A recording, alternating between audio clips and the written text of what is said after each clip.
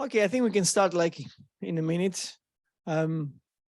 Is there something to do with the online participants or?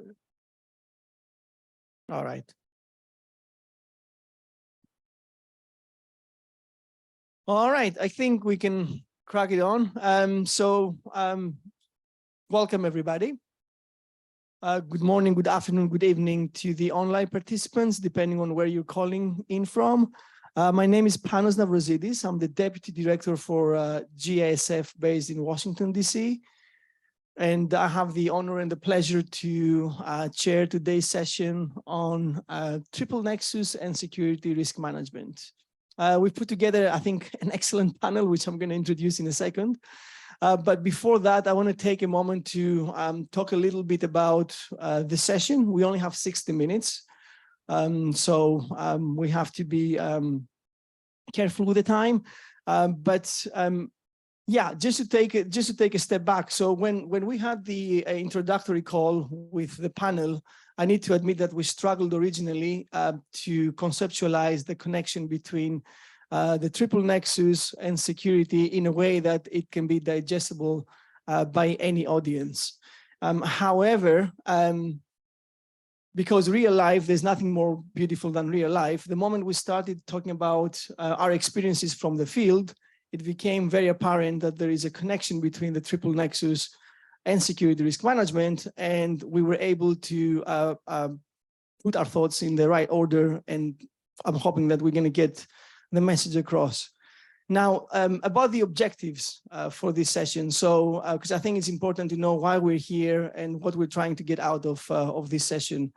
I would say that we have two main objectives. The one is to provide like a framework of thinking, which is based on the proposition that unless you have a solid risk assessment put in place, there is a high risk that you put acceptance and neutrality at risk in high politicized environments while the triple nexus is prioritized.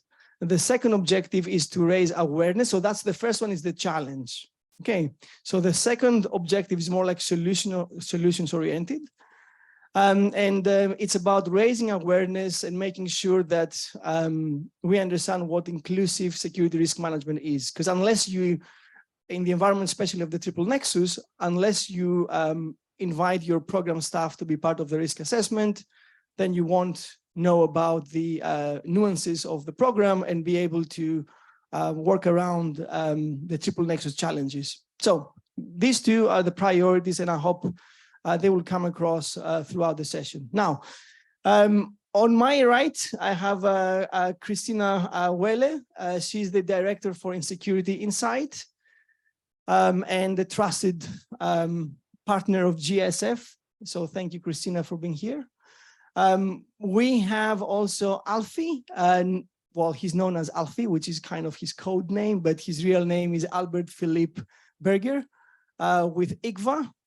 He is the NGO Forum Support Coordinator working out of Amman in Jordan, but he has a global portfolio. But before that, he was country director with the Danish Refugee Council in Mali. So he's going to bring his experiences from the triple nexus implementation in Mali, which I understand is extremely rich. At the end of the table, we have Johan Eldebo. He's the Regional Security Director for World Vision. He spent significant time in the field, and he will focus in his presentation on the DR Congo. And yeah, with no further delays, I'll give the floor to Alfie. Alfie? So Alfie, my code name. You're welcome to call me that way. Hi, everyone. So as Panos said, I will bring you mostly my experience from a few years ago, specifically from 2017 to 2021, first as a country director for the Danish Refugee Council, then as a forum coordinator for the NGOs there. The Nexus came very early in Mali. The first discussion that I remember on the topic was from an ambassador to the Sahel, I'm not going to say the country, but in January 2017. So we're 7 months after the World Summit, and already we are talking about it, and money is put on the table as long as we are looking at, working across the pillars. Already there were some worrying signs. The very first time I heard about the triple nexus, it was humanitarian development security. That's how it was presented. The language evolved over time, but very quickly we started working on benchmarks. We started working on the common objectives that we were trying to look at. And I think the one thing we didn't understand at the time was something we should really fight against. Security actors and armed forces were included in the peace pillar. Now this, everybody has looked at this and said, well, this is one of the dangers of the nexus, right? Everybody knows that this is where there's a point of worry. So my goal today is more to tell you what happens when things go wrong, because that's exactly what happened there. There were some good reasons to include the international armed forces, good reasons depending on who you are. But very clearly, it was a country that had a very heavy international military presence. You had the French armed forces in the Barkhane mission. You had a number of MINUSMA contingents, and this is a Chapter 7 force, so it's a force that would actually conduct operations. And there was a very heavy political will towards, well, first stabilizing the country and maybe even going a bit further and working towards state building. And this was there before we started talking about the triple nexus. But once the World Summit happened, all of a sudden it seemed like a green light. It's, oh, great, now we can work forward. We can work with everybody, humanitarian NGOs included. Things got really bad, and very quickly we went from facing risks to facing issues. And I want to give you a few examples. And I'm going to be very honest. In part, they're there for shock value.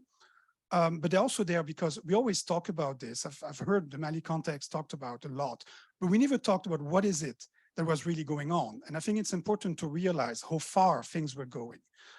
In one case, we had a European embassy who called all its NGOs, the NGOs that are technically from that country, and asked them to rework the projects that were funded through the embassy in order to promote acceptance of their newly incoming MINUSMA regiment. In one case, we had a major donor, one of the biggest ones actually, explaining to us that their armed forces would conduct the needs assessment for the next year.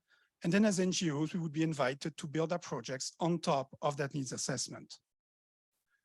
We had an ambassador, not a small one, and again, a European one, who in a very public meeting told us how good the triple nexus was, because finally we'll be able to work together. Barkhane can go, they bomb the bad guys, the humanitarians come in, we help the wounded, and then they can secure the area and we can do development. That was their point of view. And just to be clear, it was not just the chancelleries or the soldiers. The UN leadership was following through with this. We were told repeatedly we had to work closer with Barkhane. And in one case, we were told that it was very important for NGOs to report any suspected jihadists that would come to our hospitals to the government.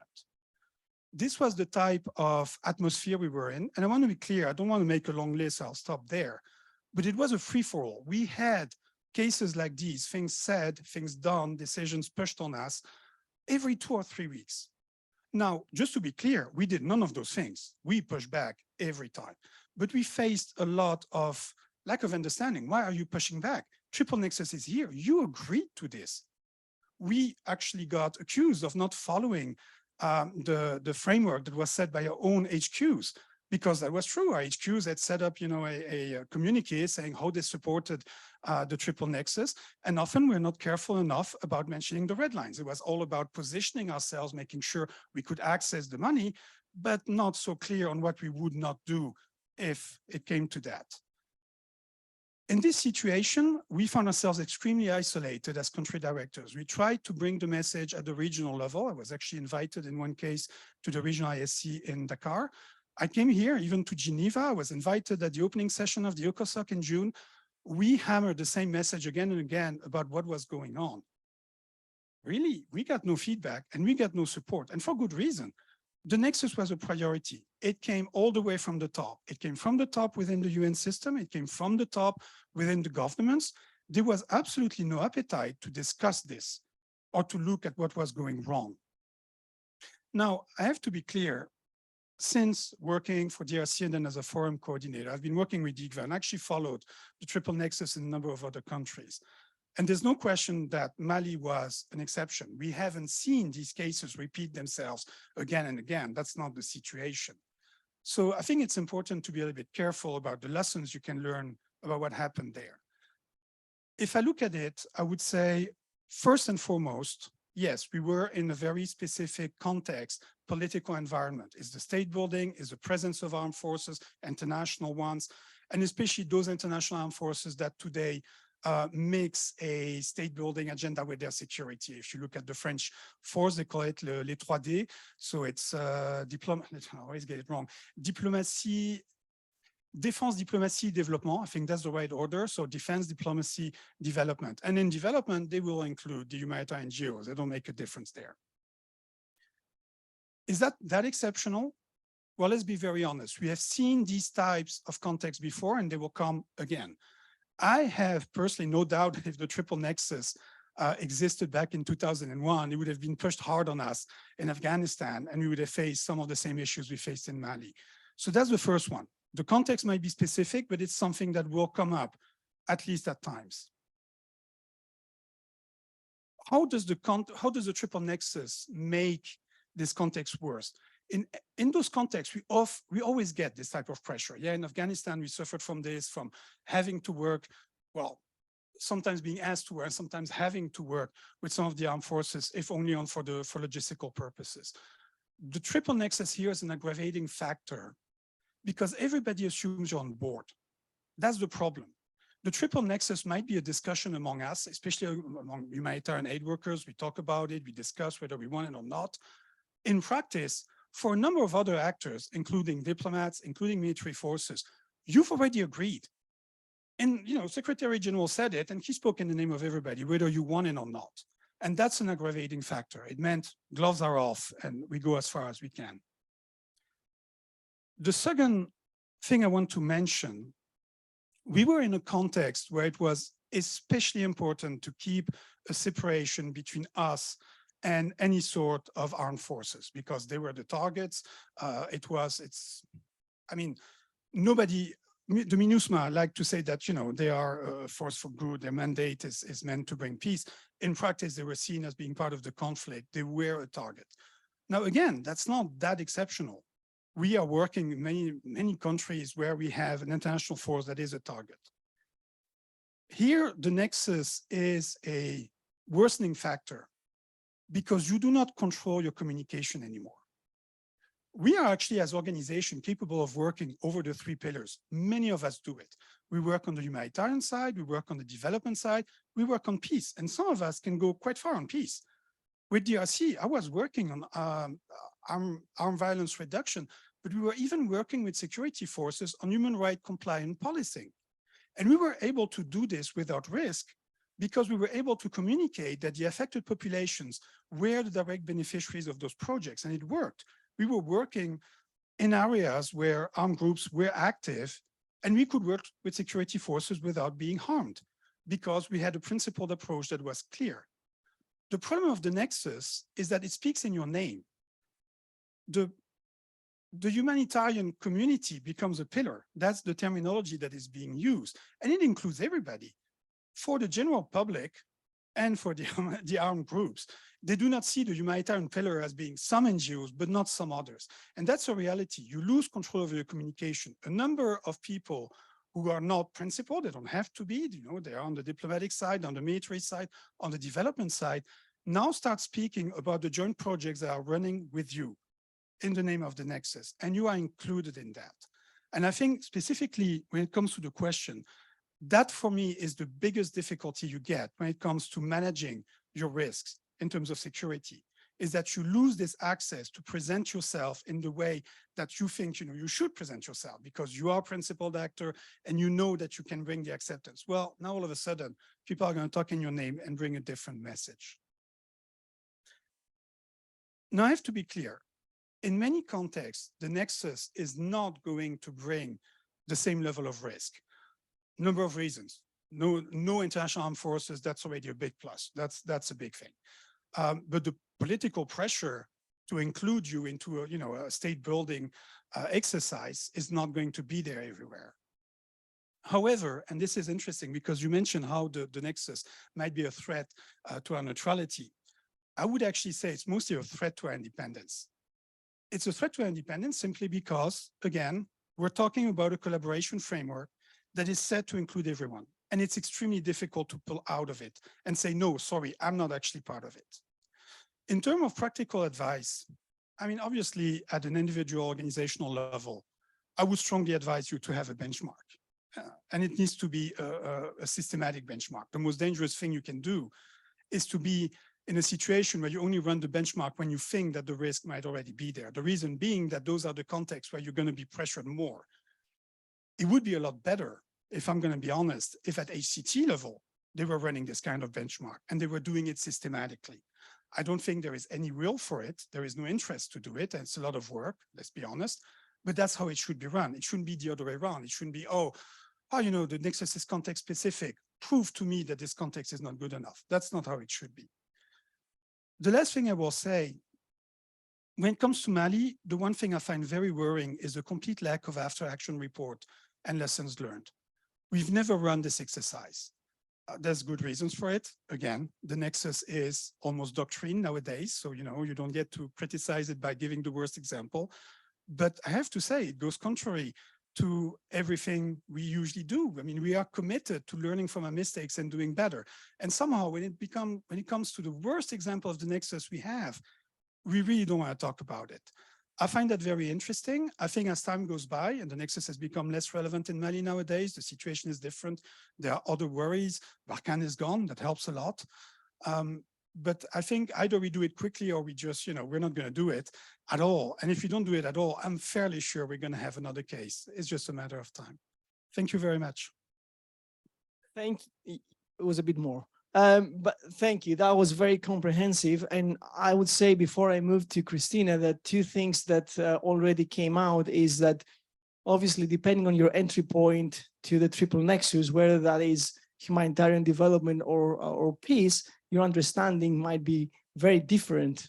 So how do we make sure that we bring all these partners under the same umbrella? So the other point that I would like to discuss hopefully during the Q&A is the difference between the formal triple nexus and the informal triple nexus implementation. So you have countries where you have declaration of triple nexus, therefore you have working groups, you have specific funding mechanisms, and then other countries where triple nexus by default it happens, but you are at risk of not being aware of what you're actually doing. So that's maybe something that we can keep for later. Christina. Thank you. And I have to admit, I have prepared a presentation. So if you could move to the next slide. Yeah, I think you can just click. And the reason is it not moving? So the reason I've prepared a presentation is that I'm looking at the issue more from a policy perspective. And yeah, thank you, that's perfect. And I have a lot of citations there, and I just don't trust myself to be able to repeat them properly here. So you'll find them up on the slides of what I'm referring to. So I want to talk about the policy aspect about it by looking at something very specific. So the Global Health for Peace initiative. This is a initiative that's not yet formal policy. It's going to be discussed at the next World Health Assembly, and at the moment it's just a roadmap. And if you look at it, at first it just looks really good.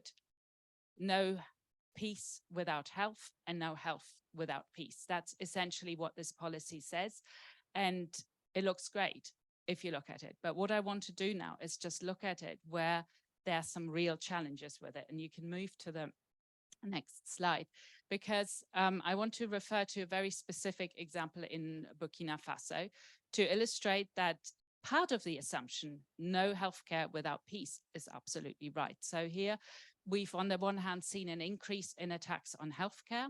And this year in February, an MSF vehicle was attacked, 2 staff are killed.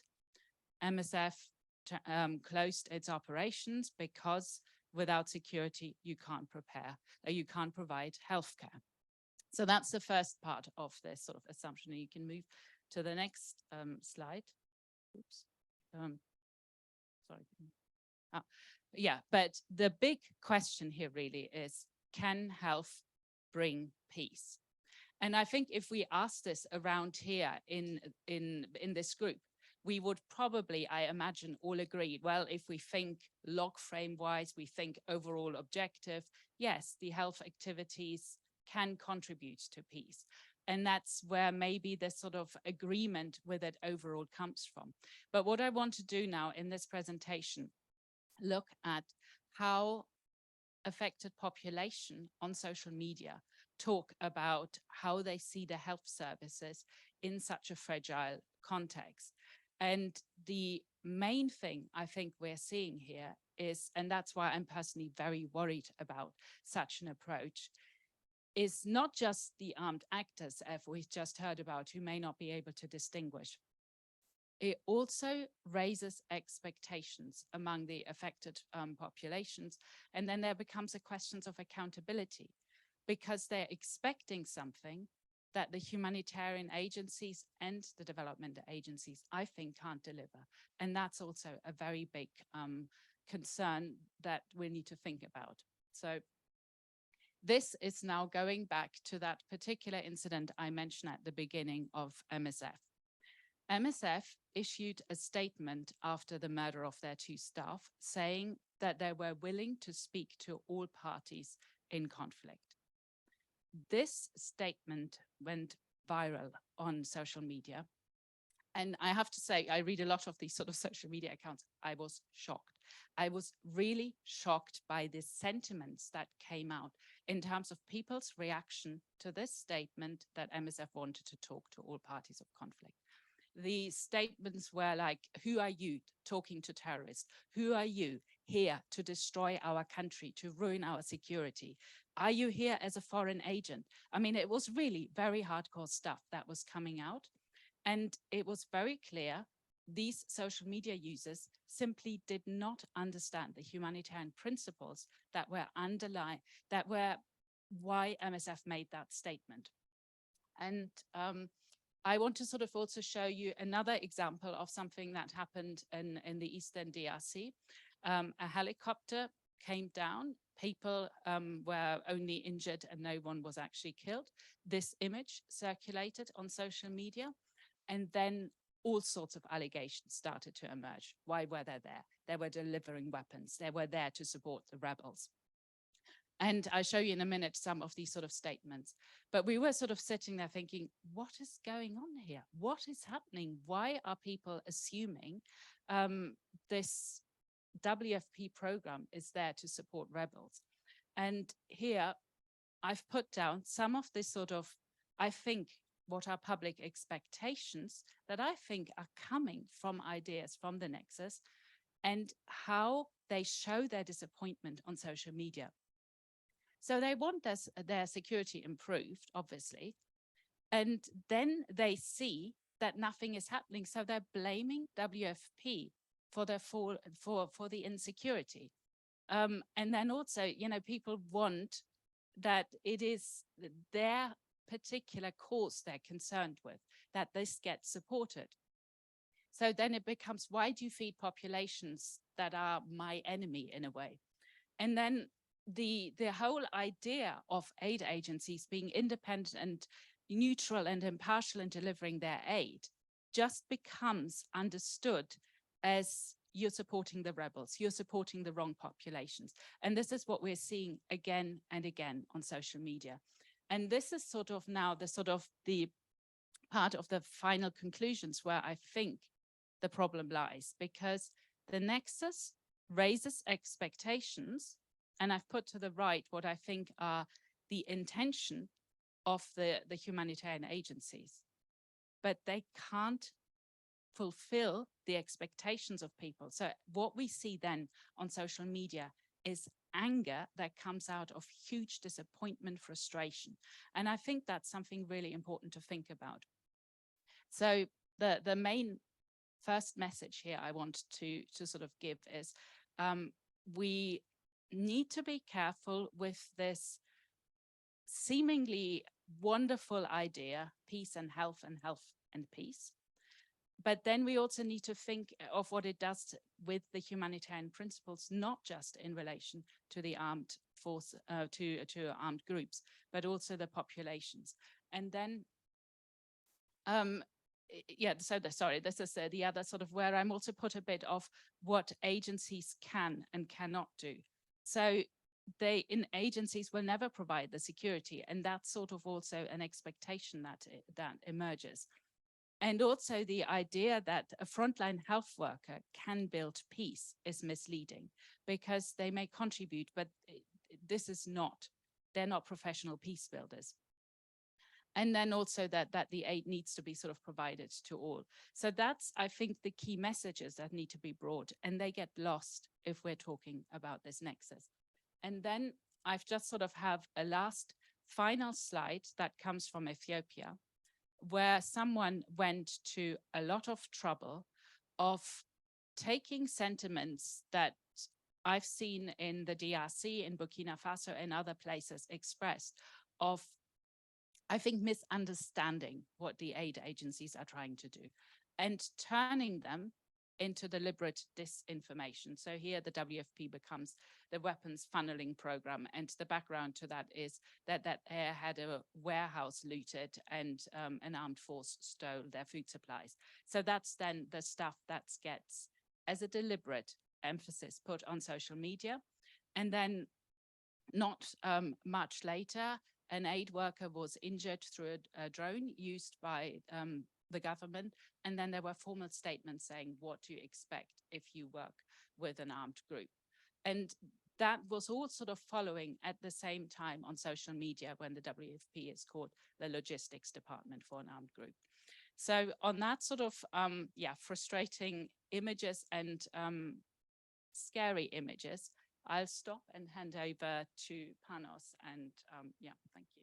Thank you, Christina. And I would say to make things even more complicated, I would add to the mixer the presence of private military and security companies selling themselves as peacekeeping entities. We had this conversation this morning in the UN OCHA working group just across the venue with specific and direct reference to the role that Wagner plays in many of these countries, and how it makes our lives even more complicated, and how we should talk to actors like private military and security companies. So we'll go now to Johan, who will provide like his more like field-based experience from DRC Congo. Yeah. Thank you very much. So my name is Johan from World Vision, and I'm going to talk about some of the practical elements of security management and how the triple nexus might impact that in Eastern Congo. But before I do that, I want to start with an analogy that I hope will be helpful for this. This is the analogy of surfing. Thank you for that reaction. So I was watching a number of people surf in South Africa a couple of weeks ago. And what I noticed was that you had these people who were getting ready to go out into the waves, and some of them were quite scared. They didn't quite know what was going to happen. So they were practicing on the beach and trying to get up on the surfboard while I was standing still. And then they were going to paddle out, stand up, and somehow get in and still be alive and not lose any of their friends while they were doing it. And it struck me that analogy, when it comes to security management and sometimes triple nexus, that is sometimes where we find ourselves, where we are practicing for one thing, and we go out into the ocean, and sometimes we think we can predict when the waves will come, what they will look like, and how good we will be at surfing on them. And sometimes we are really good at that, because some of those people were excellent. A couple of minutes after they went out into the water, though, there were some sirens that went on, and it turned out that someone had seen a big shark in the water. So from a security angle, that might be the volcano in Eastern Congo, or it might be a UN helicopter getting shot down, or something strange happening. And this is what working in these fragile contexts sometimes feels like. So you don't really know what's going to happen. You can practice for it, and you can try to adapt to what goes on and be flexible and use all of those words that we like to use in our strategies, but we don't really know what's going to happen. And the most dangerous part in security management is probably when we think we have everything figured out. And we think we know exactly what the wave will do, how many strokes you need to do to get up on the board, how you will get in, and where the sharks are, because we mostly don't.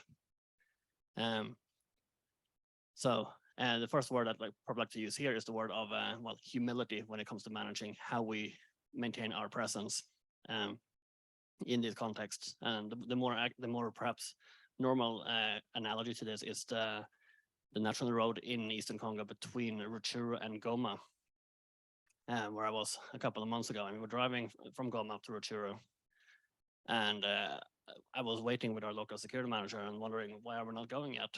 And he was telling me that we have only gotten 4 out of 5 permissions from people who we need permission from to actually be able to drive on that road. As we were waiting for the final phone call to be allowed to go. And this is a road that takes a couple of hours, but on this particular day, there were 5 groups who needed to approve it. Otherwise, it was not safe enough for us to go. And that was, of course, then brought home to us by passing the scene where the Italian ambassador was killed a couple of years before that on that very same road, where that permission had, well, either not happened or at least not been honored.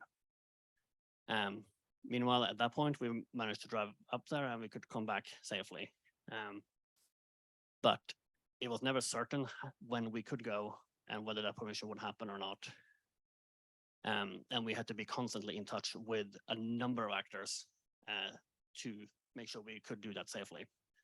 And we did stop at one point for a break on the way. And after a few minutes, the security manager in our local team said, we gotta go now because we can only stop here for up to 2 minutes and then we don't know what will happen. That is the reality for our local staff who work there, that is how uncertain it is and how flexible they need to be between from going here to there. And that acceptance, of course, then comes back to who is World Vision, not just on paper and in our strategy documents, but who are we to the people in that area. And I've been enjoying listening to my fellow panelists here and learning from them as well today. That perception when it comes to triple nexus is sometimes fantastic, but it can also sometimes be complicated. Because I like your phrase there, Alfie, that sometimes the nexus speaks on your behalf. And that's sometimes that can be great, and sometimes that is not great. But the lack of, or the occasional lack of control on what is communicated in your name, or not, is one concern that we have to watch a lot. For those of you who heard me in another session this week, I was pointing out that there are 2 UN helicopters in Eastern Congo who have now changed colors. And they have changed colors to be safer to fly, which is good. But the color they have changed to is orange, which is also World Vision's color. So the question for us now is, great, how does that impact our perception? Or are they going to give us 2 helicopters? But that perception and how quickly that can change, because if those helicopters now become involved in something that we might not want to be associated with, we now have a new challenge. And no, I don't think anyone saw that one coming from our team, that was going to happen. And back to the wave analogy, sometimes these things change quite quickly and we don't really know what will happen. What we do know that will happen in places like Congo is that you will, sometimes the waves will come and you will have to adapt to them. So what we found with the Nexus, I think, is that it needs to be very proactively managed, and we need to check our perception quite regularly to see, like you said, Alfie, what is actually said in our name and how will that impact us. And to have that, I think you could call it benchmark on what does it mean for us today? How welcome are we actually? Because the foundation of our security is not armored vehicles or orange helicopters, but it is acceptance. Do people actually allow us to be there? And if they do, great. If that changes, then we need to not be there at that point and see if we can then find another way to become accepted again. But monitoring that in a triple nexus context can be quite difficult. I was reminded of the humanitarian principles have been mentioned a few times this week for good reasons. That was the Battle of Solferino back in 1859, when a few people essentially were helping wounded soldiers on the battlefield. We do a lot more than that these days. At that point, explaining what they were doing was quite easy. Explaining the triple nexus sometimes can be quite difficult, as has been said many times here. So we have made it much more complicated. Sometimes that is good, and sometimes that helps the long term and makes it be more sustainable. From a security risk management perspective, it is perhaps a necessary headache sometimes, where having that approach can be helpful, but it also means that we have to be very proactive in how we actually manage how we're perceived. And keep in mind that in the same way that we can't control the waves, we cannot control how we are perceived. And we need to find good ways to see what that looks like from the perspective of people whose acceptance we want, and see from their perspective, regardless of what I think, do they like this approach? And if they don't like it, to what extent do they not like it? Will that mean that they will throw bananas at us, or will they throw rocks, or will it be something else? And are there ways we can manage it so that we are more more accepted if we come in with an approach like that? And sometimes, I mean, having a triple nexus approach where you collectively design your programs with the local community, which is something we try to do, that can be great sometimes, because then we might be able to get an ownership between NGOs and the local community and local actors to actually have a collectively owned program that people really want us to have. We did have an almost security incident in Congo a couple of years ago, where we got, one of our team members received a phone call in the morning, and we're told to, thank you, 20 more minutes, excellent. We were informed that it would be a good idea if our staff did not come into town that day from the local community, because they wanted us to be there, but they thought that day there will be some people that we don't want to meet. That type of acceptance, where the local community actually speaks on our behalf for change in a good way and enables us to be safe, that can come through a good triple nexus approach, but at the same time managing the perceptions of that is something that we need to do intentionally and be very humble about how well those perceptions will actually work. So I think to end on the surfing analogy, we have come to shore on this one, and I will hand back to our student moderator for a good Q&A session, I hope. All right, Johan, thank you very much. Yeah, I mean, we open the floor for questions. We already have 2 questions in the chat box, but I'll be happy to hear from you, and then we'll go back to the online participants. Any thoughts or reflections? I'm happy to pass on the microphone, or I think there's another one. You can try the one on your left. Yes.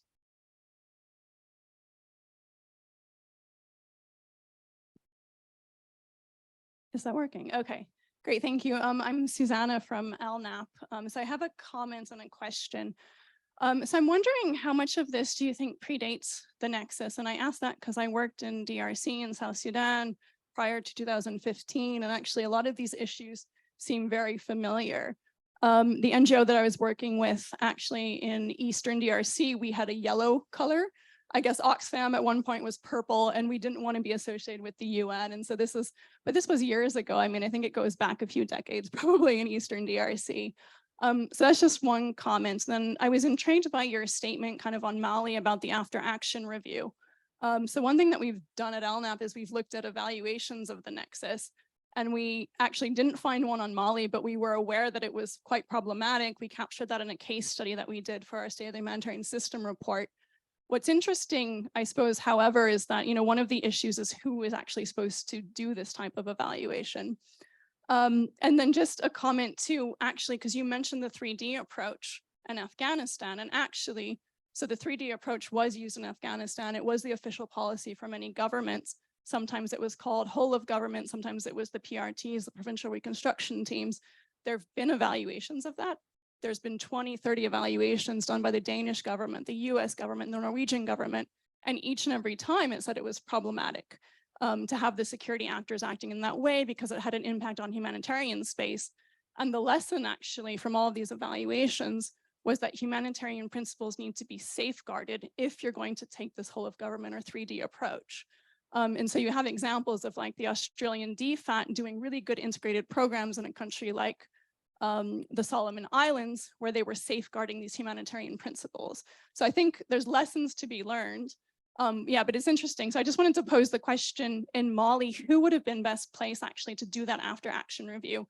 Because it does seem like there's a lot of evaluations that I'm aware of the Nexus that are promoting it and saying more needs to be done. We didn't capture we looked at 90 of them. The humanitarian principle issue didn't come up, surprisingly, and maybe it's because, they're not being commissioned. That was my question, but I'll stop talking.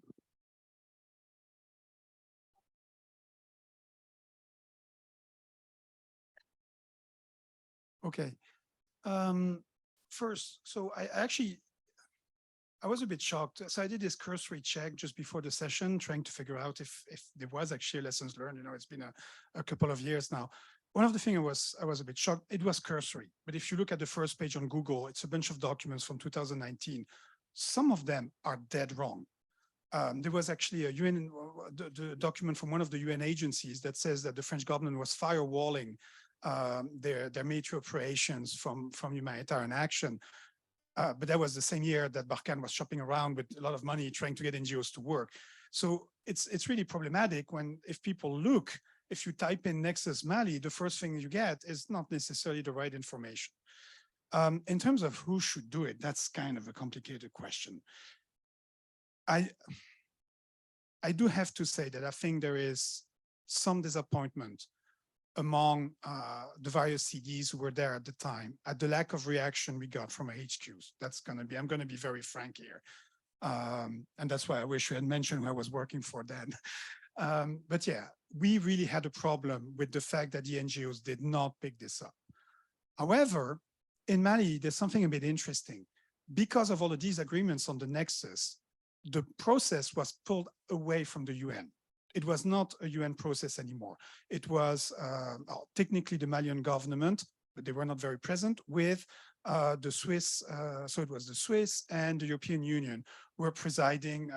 The name is a complicated one, but they had their own forum to discuss the Nexus. And they actually made an official position paper saying, we don't want the triple Nexus in Mali, we just want humanitarian development. It should have been their job, to be honest. They should have been the ones doing it. The problem is that, well, it sounds grand to say, Swiss and European Union, we're really talking about two people, and gathering the information, having access, internal access, and also doing it in a way that, doesn't ruffle too many feathers, I think would have been too complicated. I'm still also disappointed that the task force of the OPAC didn't take it on, but I told you I would make you happy there. But yeah, I mean, that's another level that could have absolutely picked it up. Again, sorry, one last thing I want to say here.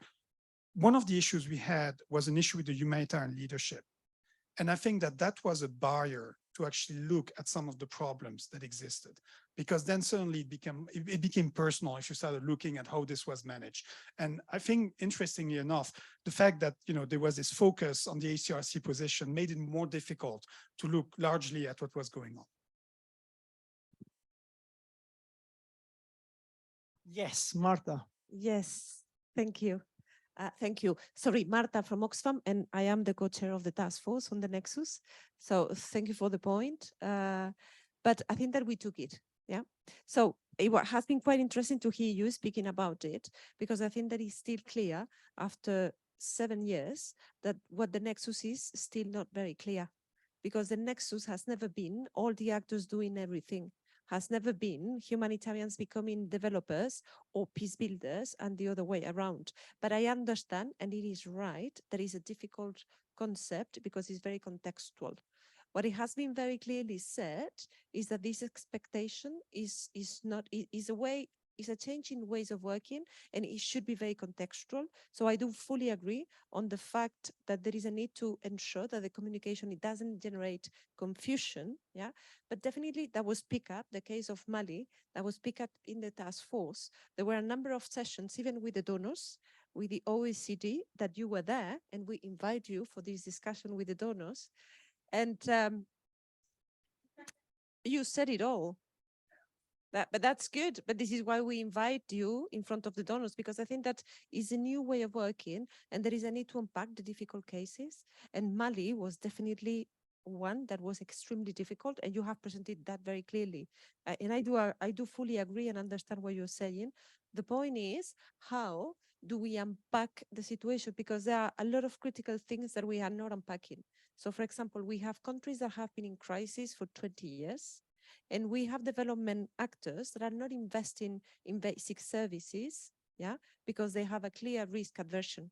This is increasing humanitarian budgets hugely, and the gaps are increasing. So how do we tackle that? It is about all the actors doing their part, their share in the task, but not all of us to be identified with the others. And I think that this is an important point. And in this sense, I had a question for Christina. I'm going to abuse the word, sorry. I have a question for Christina, because you have presented this case for Burkina and Ethiopia on the fact that social media, I mean, the messages that we get from social media are very challenging. And I see that, and I'm very concerned. But do you have any evidence that this is linked to the nexus? How do you put the nexus in perspective? Because in my understanding, when I visit Ethiopia or Burkina, the population is not so aware about the nexus. So how do you make the links?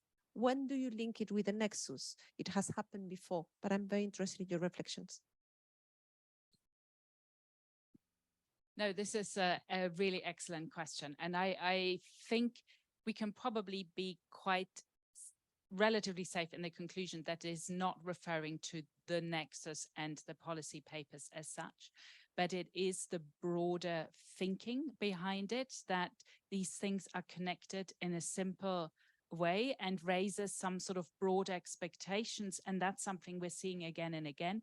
People are confused of what humanitarian agencies try to do, and therefore they assume they're there to bring security or they're there to bring peace.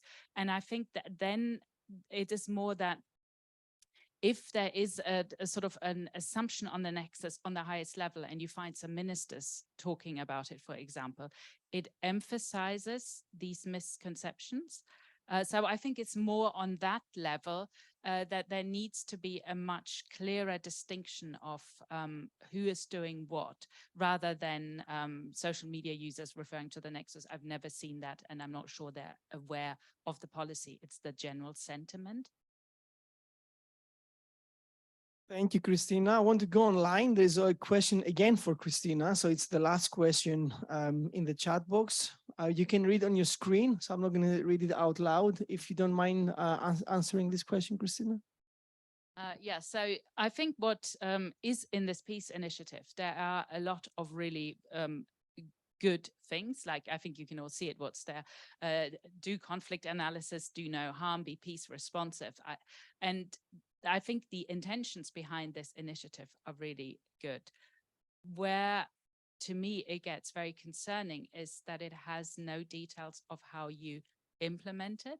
So without knowing how you do conflict analysis and then do a conflict sensitive programming, it's less clear what exactly you're doing with it.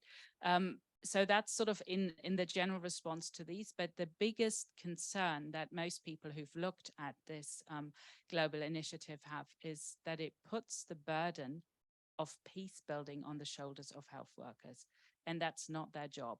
And that's one of the really big issues, I think, where these demarcations need to be clearer. Who is doing what? And that's where I think we need to be careful in making these big connections, or everything is linked, because it does raise the expectations of people being asked to do things they can't do, and it's not their job. And then, yeah, we get these frustrations. Thank you. We'll take one more question online, and then we'll go back to the floor, to the in-person floor. And I'm going to address it to you, Johan, since World Vision is known for doing triple nexus programming. So you seem to have the expertise in all three components of the triple nexus.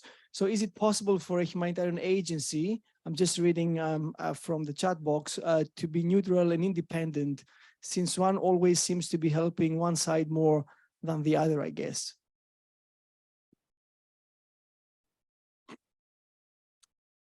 Yeah, yes, no, and maybe, I think would be my answer to that.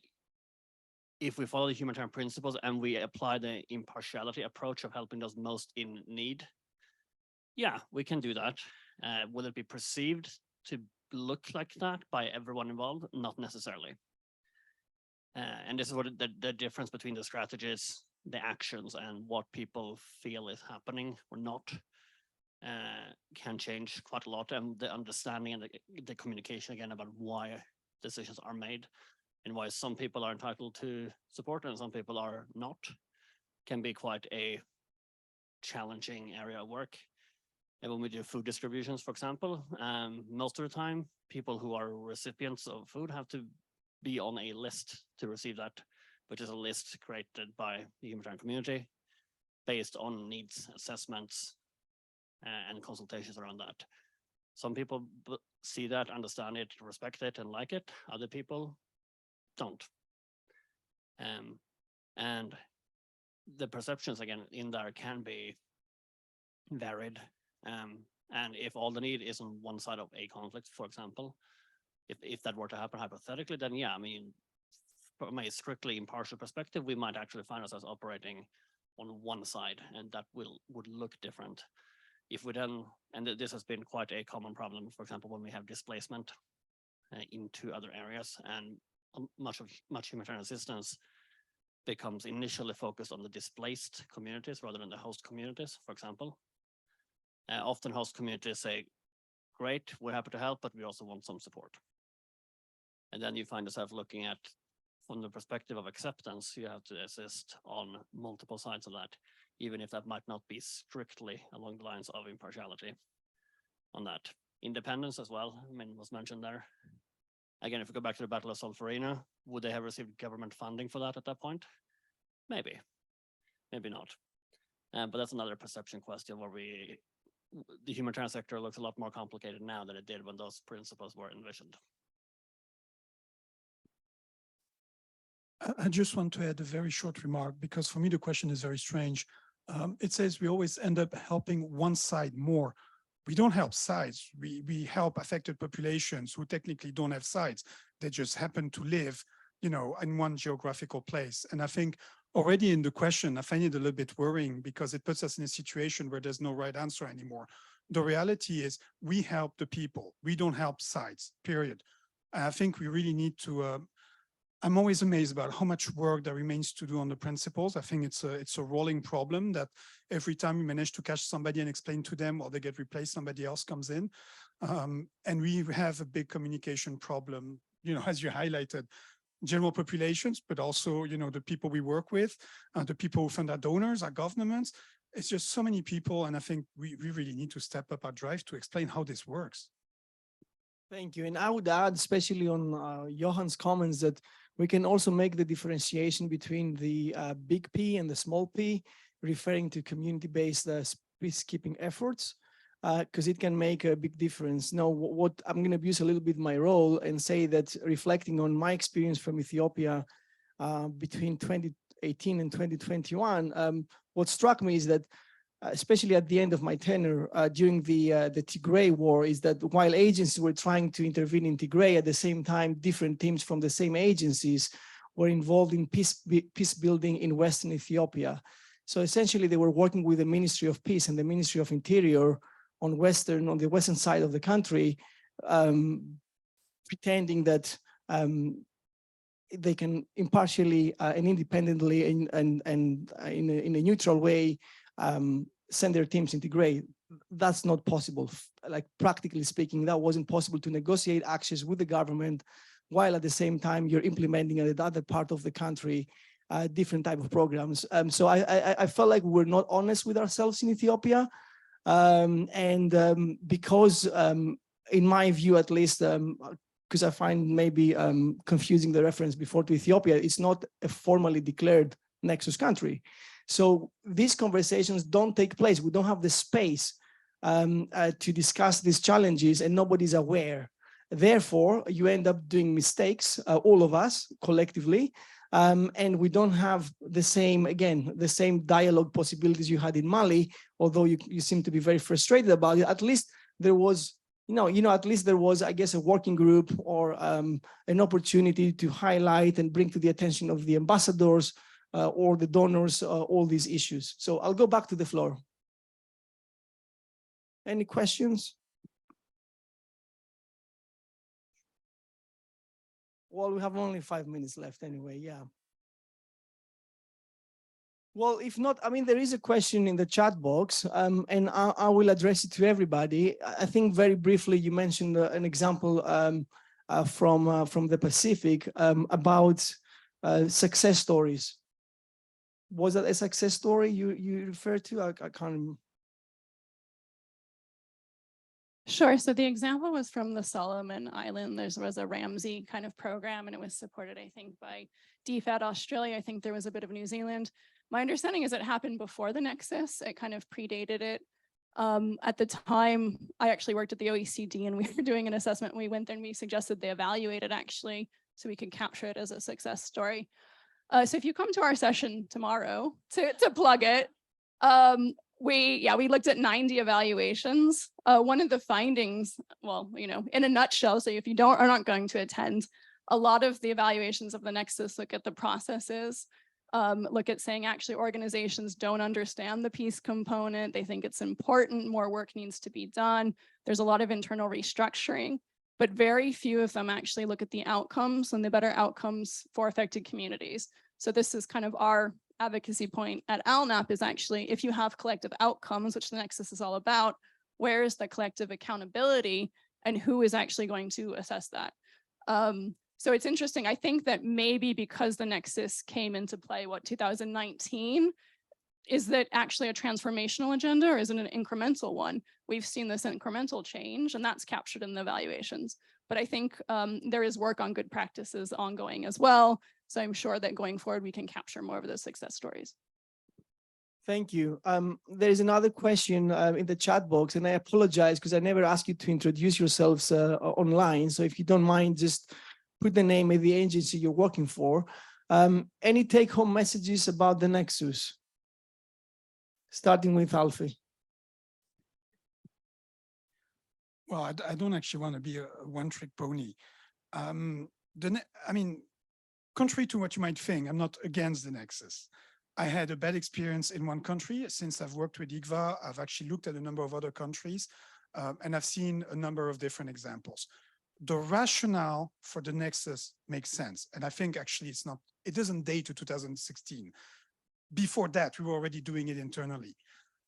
I think if there's a take-home message is, it's challenging, you need to be careful, but you shouldn't stop. That is one thing that I really believe in. And I don't think, individually, I don't think organizations do stop. I think it is this real value in trying to link the 3 pillars type of activities, however you want to see it. I don't care so much about the methodology, but the principle is sound. I also think the overall idea is a very good one and a very important one. But the difficulty lies in how you do it in practice and how do you communicate what it is about, and it becomes quite technical. And I think what worries me in particular is lots of ministerial statements I've seen that are just thrown in there because it sounds so good and nice and we all agree.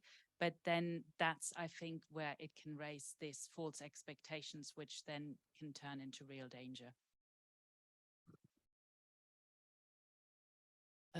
So yeah, those 2 answers for sure. And then also from a security side, the perception and acceptance monitoring. But if we do this and we look increasingly complex, how does that actually impact how we are perceived by, well, the multitude of actors that we face in particularly fragile contexts? But doing this well could be a great asset for security, and doing it less well could end up becoming a real problem for security as well. And maybe just to add the point, because I think we need to pivot back to security risk management, because that's the objective of this session. So as I said at the beginning, that it's very important to apply inclusive security risk management. Very, very simply, that means that make sure that you have your program managers involved in the risk assessment.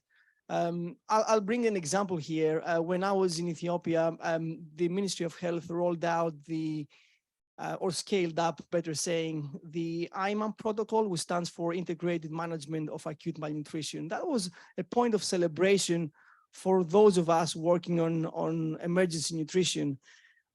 So this protocol actually calls for NGOs to work side to side with the ministry. And when you actually go to the field, you need to have Ministry of Health staff in the same vehicle with you. Now, in the case of Western Ethiopia, because of the Oromia Liberation Front, what happened there, the Ministry of Health used over and over again ambulances to transport ammunition. Therefore, the ambulances became a target. So when the rollout came and we were asked to accompany the Ministry of Health, our staff, they raised the issue and we were all very much concerned about it. And eventually we did have a couple of incidents, and the escalation was the killing of a colleague from Gol. So I'm saying that because I think sometimes we talk about inclusivity in security risk management, but we forget that we need to actually apply inclusivity and go down to the lowest unit, that being like your sub-office, and make sure that the health workers, the health officers are involved in the design of the security plans, and specifically speaking in the development of the security risk matrix. So yeah, that's it. We don't have any more time. Thank you very much. I hope that Martha, since you're sitting in the advisory board, or is the task force. Yeah, if you think this is a relevant conversation, we'll be happy to take it a step further and see how we can position security as an enabler. So, because we're trying to provide solutions and not to prohibit programming, obviously. So thank you very much. I think there's a reception in 30 minutes, free drinks for everybody. So see you then. We're not sponsoring the reception. Thank you.